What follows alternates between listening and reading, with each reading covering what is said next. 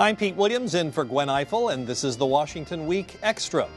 Hillary Clinton wasn't the only woman to make history on Election Day. Donald Trump's campaign manager, Kellyanne Conway, was the first female presidential campaign manager in American history. So, Jennifer, she was actually his third choice for the job, but what was the secret to her success?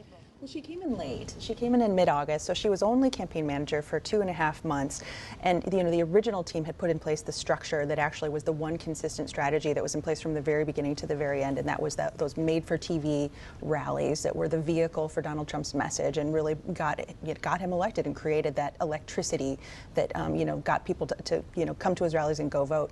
But she actually she gets a lot of credit for doing one thing, which was figuring out how to manage Donald Trump. And the way she did it was by not necessarily just talking to him in person, but she would talk to him through the TV screen. So she would go and do these news interviews, and then she would, make these little subtle hints, suggesting things or saying, I think we should do this, or he doesn't, personally insult people. And so she would send him these little subtle messages via TV, and she acknowledged it much that she very often did that. But, one interesting thing is, here she is, the first female, to do this, but she gets points for defeating the woman who would have been the first female president. So there's no question in your minds that she made a difference.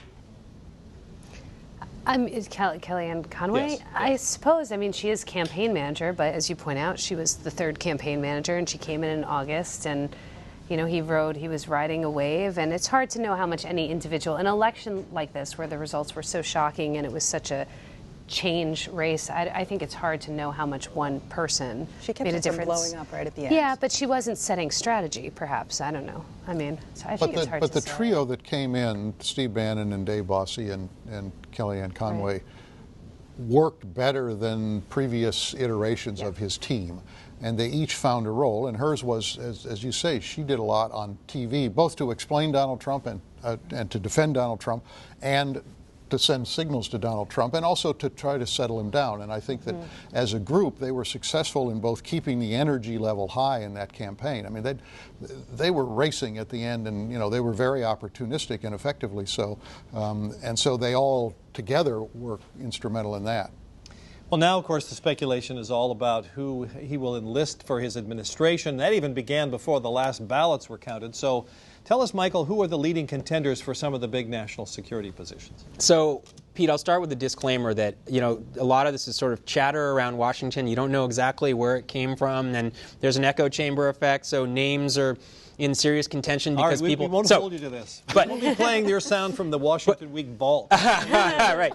Having said that, on Secretary of State, I think there are some pretty logical contenders and a couple of people who said they might be interested in the job. One of them is Senate Foreign Relations Committee Chairman Bob Corker, a Tennessee senator, who said earlier this summer he would be interested in the job. He's advised Trump on foreign policy, considered pretty serious and credible figure. Some people have said Newt Gingrich, who we remember Speaker of the House, having largely a domestic agenda, but actually has taken a great interest in foreign policy and foreign affairs. A name you hear, Donald Trump himself has praised John Bolton, who is George W. Bush's ambassador to the United Nations, although Bolton is quite a divisive figure, even by the standards of Trump world, and I think that would be a difficult sell. He I think, was unable to get confirmed by a Republican Senate at one point, and I think with Democrats still having filibuster numbers, he would be a tough one.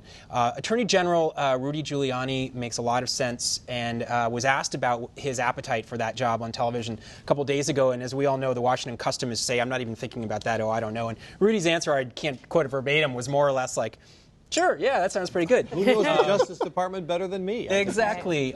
Chris Christie might make sense, but for Bridgegate, I think that makes it complicated. But he was a federal prosecutor, so let's keep that in mind. Defense Secretary, just this evening, there was a report. Somebody is floating Kelly Ayotte, the outgoing, defeated New Hampshire Republican senator who was sort of friends with John McCain and Lindsey Graham. They kind of co-signed a lot of tough, hawkish national security press releases, took a lot of interest in foreign policy and defense issues, a kind of a hawkish posture.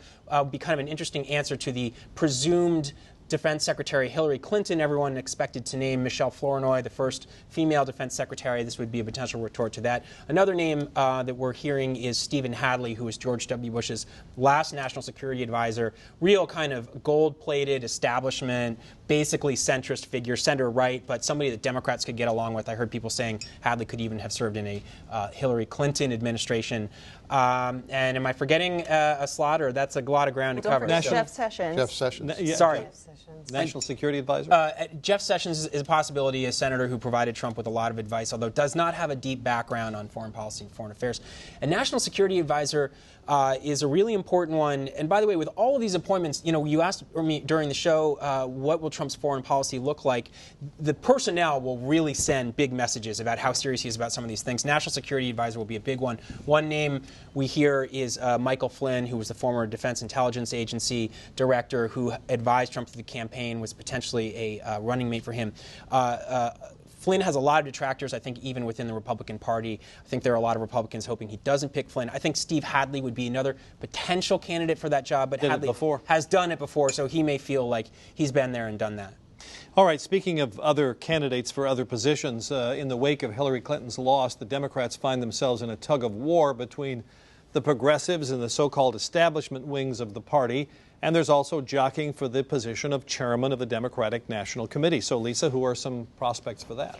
Well, so this happened pretty quickly that we started to get names out there for the head of the DNC. This is, of course, the only post really Democrats have left in town, having lost Congress and the White House.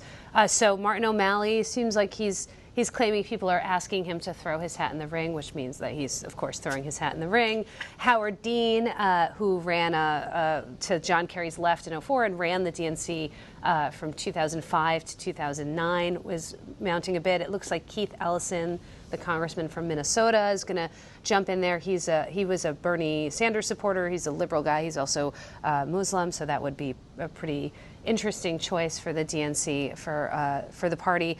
So, this is really a fight over where the Democrats want to go and what they see as their mistakes, how they evaluate their mistakes in this past election. And so we'll see this play out over the next couple weeks. We don't expect any kind of an election for the DNC chair to happen until early 2017. So there's certainly more time as Democrats emerge from their shell shock of this week for people to sort of, this evaluation process to happen and the soul searching to go on and for people to throw their hats in the ring. All right, Dan, this last one's for you. So we're going to end tonight with a clip from the Washington Week Vault about another historic presidential election. Moderator Paul Duke introduced the segment by saying this: "The country has voted for change, and the Capitol prepares for the first baby boomer administration. Voters were dissatisfied with the status quo and looking for change, and they got it." The striking thing about this election from the beginning, everybody you met really did want a change in the beginning. They felt that there was something desperately wrong in the country, like something had been broken. It wasn't just the economy in the usual sense about the economic restructuring, jobs being lost, that was there, but it was the feeling that America itself was in deep trouble.